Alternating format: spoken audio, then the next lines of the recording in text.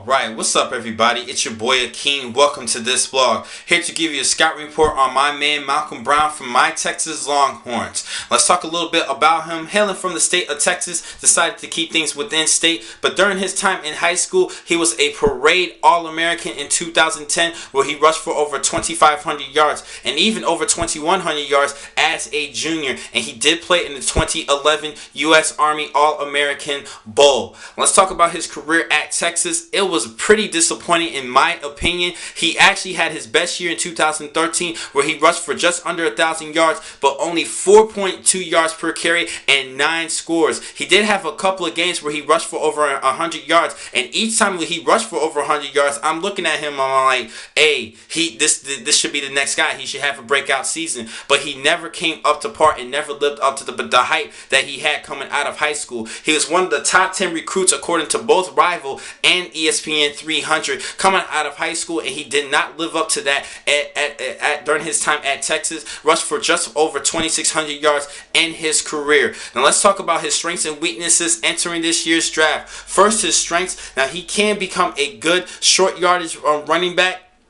And he can pack a lot of power. At 6 foot, at 5'11", 222 pounds, he does have good size and power as a power back. And I think he can give you some tough short yardage plays when needed. Now he also has the capability to catch the football outside the backfield. He had a couple seasons where he did have over 100 receiving yards, even when he was splitting time with other running backs like Jonathan Gray, who is entering his senior season for my Longhorns. Now going back to Malcolm Brown, another thing I do like about him is that he can find the hole a little bit. He just needs to do a better job in his footwork as far as creating a play. Now I'm going to actually head over to his weaknesses. First is his speed. He runs a 4.6 240. I wish it was just a little bit faster. Had it been faster, his draft status would have raised just a little bit more. It's not too bad. It's a mediocre speed, but I just wish it was a little bit better. Now I mentioned his footwork. Sometimes he needs to do a good job creating the play. He doesn't really create the play himself. He's actually depend more on his blockers instead of more on himself. I think he